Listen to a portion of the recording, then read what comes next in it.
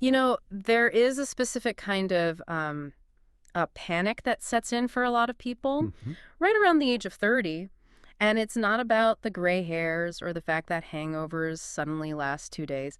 It's financial. It's the realization that the trajectory is wrong. Yeah. You look at the graph of your life, and the line just isn't going up fast enough. Not fast enough to catch the cost of living. And it's so frustrating because for most people, they did the checklist. They did everything they were told to do. Go to university, get the degree. Land the decent corporate job, maybe even pack your lunch to save a bit of money. But then you look at housing prices, you look at inflation, and you just have this sinking feeling. I am losing. Exactly, I am losing. You're running up a down escalator. And the faster you run, the faster that mechanism moves against you. That is the terrifying, but honestly incredibly validating premise of the deep dive we are doing today. Yeah. We're breaking down a transcript from The Hidden Law called After 30, You Can't Play Fair. This is How You Get Rich, Machiavelli. And with a title like that, we aren't talking about skipping lattes. No, this is much more fundamental. The source material argues that if you're over 30 and you're still relying on hard work and playing by the rules, you haven't just chosen a slow path. You've effectively chosen to be a victim. A pawn. You've chosen to be a pawn rather than a player. A pawn versus a player. That is the framework. And the lens here is, well, Niccolo Machiavelli. Now, when people hear Machiavellian, they think of, evil, scheming, backstabbing politics. You think of Game of Thrones. Right. Which is fair, given his reputation. Right. But in this context, the source isn't telling you to be evil. It's telling you to be effectual. Effectual. What does that mean? Machiavelli's whole philosophy was about looking at the world exactly as it is, what he called the effectual truth, rather than how we wish it were. So stripping away the illusions. Exactly. Stripping away the moral illusions we wrap around money and just understanding the mechanics of power. So we have 7 Machiavellian laws to get through today that supposedly shift you from that pawn role to the player role. But before we get to the new rules, the source says we have to aggressively dismantle the old ones. And it uses a pretty violent metaphor for this. It does. It says, following traditional financial advice today is like bringing a sword to a drone fight. It's a great image.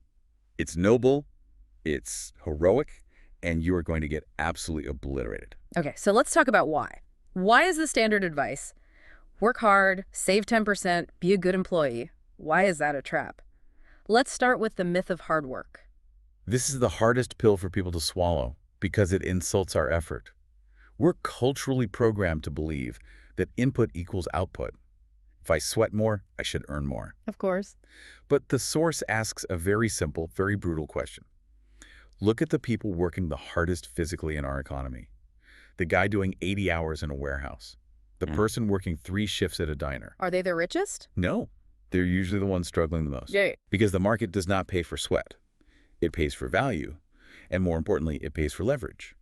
The worker in the warehouse is trading time for money. And time is finite. You only have 24 hours. There is a hard ceiling on what you can possibly earn. Whereas the guy who owns the warehouse... He isn't trading time. He's commanding an army of assets. He has leverage. So playing the hard work game is a guaranteed way to hit a ceiling while the owners just keep scaling. Okay, so hard work alone is a trap. What about saving?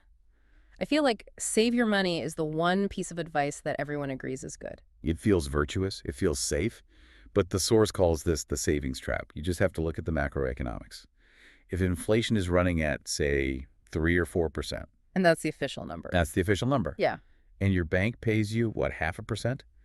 Maybe 4% now if you're lucky. After taxes, what is the real return? It's negative. You are losing purchasing power every single day. You are paying the bank for the privilege of slowly going broke. The source calls it a defensive crouch. That's it. You can't win a war by hiding in a bunker while your supplies rot. You have to go on the offensive. And this leads to the most cynical, but maybe the most eye-opening part of this whole section, the reverse Robin Hood effect. The source argues that the system isn't just broken, it's rigged specifically to feed off the people playing by those fair rules. Well, think about the banking system. Who funds it? It's not the rich. The rich are borrowers. They use the bank's money to buy real estate, to buy businesses. So who's funding it? The people funding the banks are the middle class with their deposits and the poor with their credit card interest and their overdraft fees. That is heavy. So the financial mistakes of the masses, the consumer debt, the late fees, that's literally the fuel that powers the wealth of the sophisticated players. Correct. Your financial ignorance is effectively subsidizing their leverage. They are using your money to get rich while paying you a pittance for it. So if you accept that premise, you have to start playing by new rules. All right, I'm sufficiently terrified. Let's stop being the fuel. Let's get into the 7 laws. Law number 1, see clearly. Or what Machiavelli called the effectual truth. Right. This is all about a mindset shift. It's about rejecting comfortable lies. You know, we tell ourselves stories to feel better about being broke. We say things like, money isn't everything. Or, I'm not rich, but at least I'm a good person. Exactly. Or, rich people are greedy. It's a defense mechanism. If I define wealth as evil, then my lack of wealth becomes proof of my own moral superiority. It turns a lack of skill into a moral victory. Yes. But the Machiavellian perspective is that the market is amoral. It's a machine. It doesn't care about your soul. It rewards problem solving, risk management, and capital allocation. Period. So if you're walking around with this subconscious belief that money is bad, you are going to self-sabotage. You absolutely will. The source suggests an actionable step here. Audit your beliefs. Take the concept of debt, for instance. Most of us are raised to believe debt is a sin. Stay out of debt. That's the golden rule. But look at the effectual truth. The wealthiest entities in the world, Apple, the U.S. government, real estate tycoons, they all have massive debt. Why? Because they see it differently. They see it as a tool. It's like a power saw.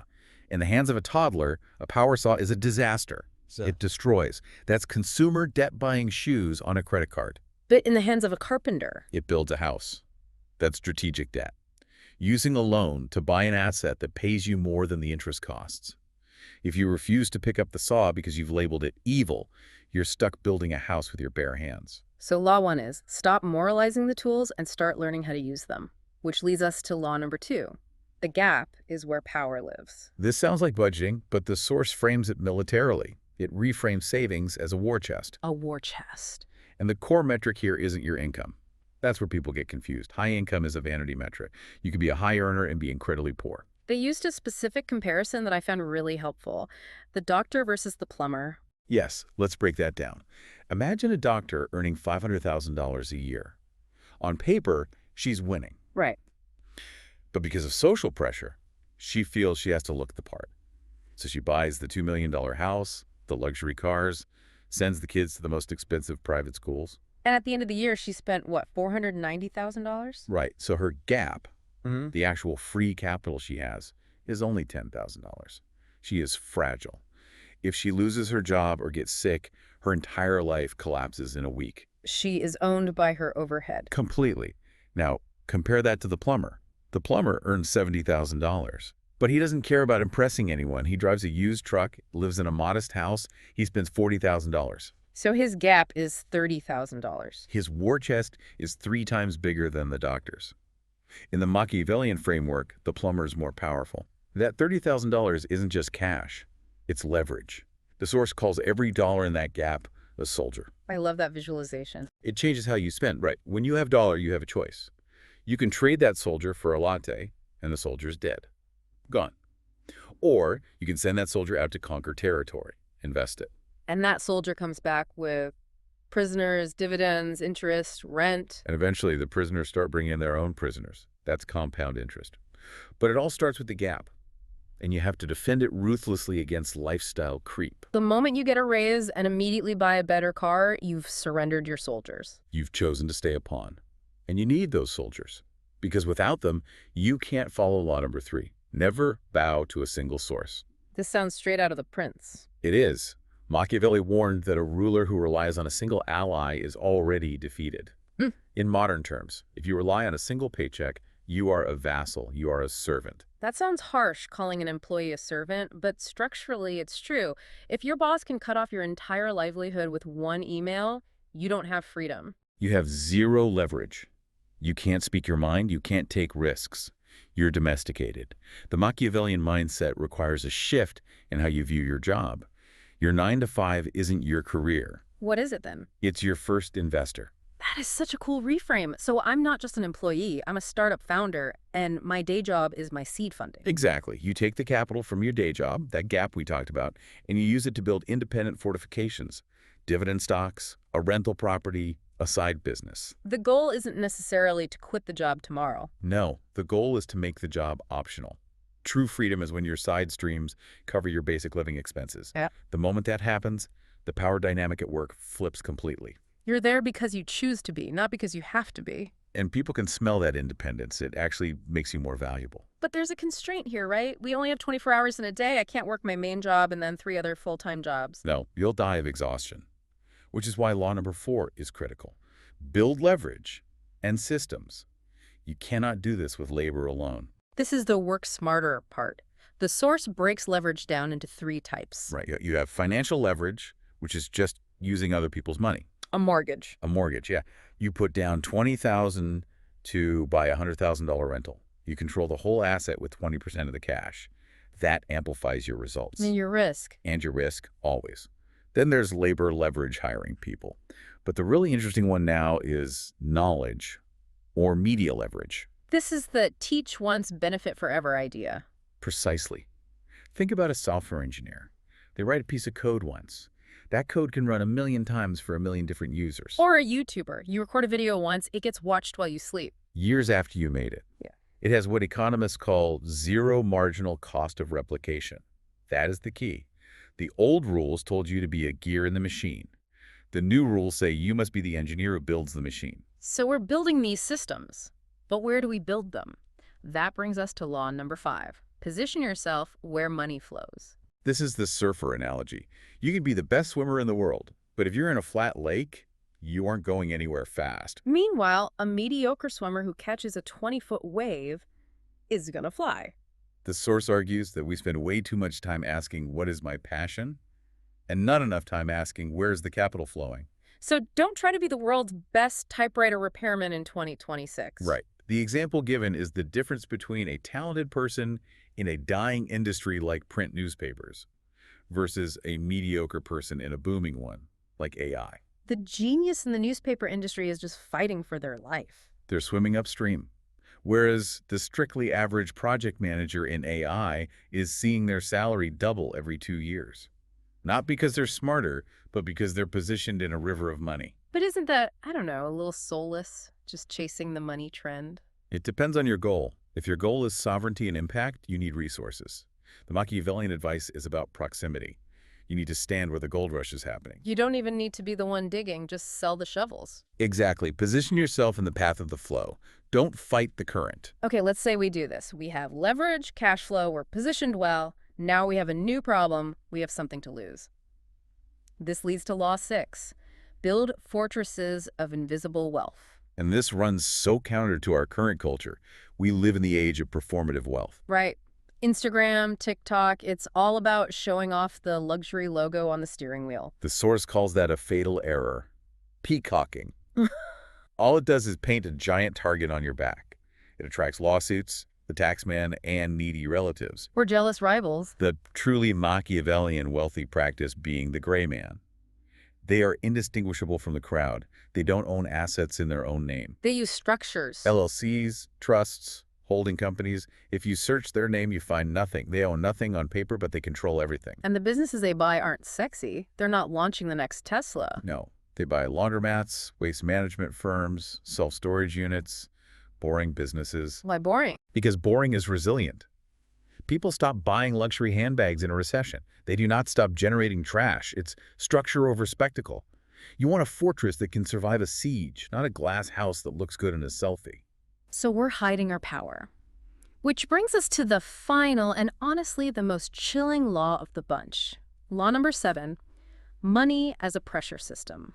This is where we get into the psychology of control. This is pure Machiavelli. The premise is that money isn't just a medium of exchange. It's a tool to shape human behavior. The source says people work harder to keep what they have than to gain something new.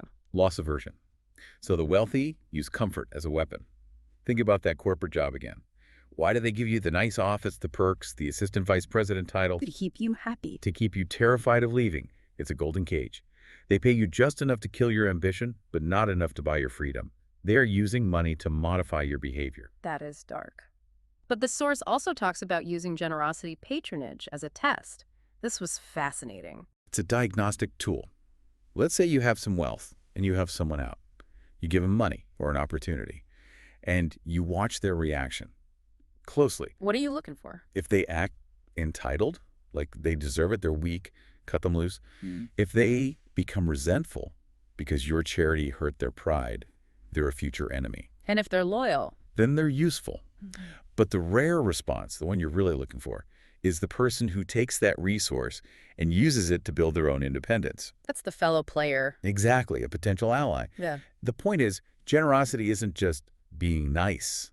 In this framework, it's an investment in social capital. So everything is strategy. Everything is strategy. That's the effectual truth. So we've gone through the 7 laws. We've stripped away the illusions. We've talked about leverage, positioning, invisibility, and control.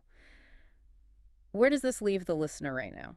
The source ends with a binary choice. It says you are standing at a crossroads. You can stay on the noble path. You can keep your head down, follow the rules, be a good employee, save your pennies in a losing account, and complain that the system isn't fair. You can be the virtuous victim. And a lot of people choose that. It's comfortable. Yeah. Or you can choose to be the ruthless architect. You can accept that the rules are rigged, stop crying about it, and decide to learn the game better than the people who designed it. To become a player. A player. And I think the most provocative thought to leave people with, something to really mull over, is this concept of fairness. We spend so much energy valuing it. Of course, we teach it to our kids. Demand it from our politicians. But what if fairness is just a story? What do you mean? What if the concept of fairness is actually the very mechanism designed to keep you in your place? Because while you are waiting for the world to be fair, the players are out there conquering it. That is a thought that will keep you up at night. It should. It's the wake-up call.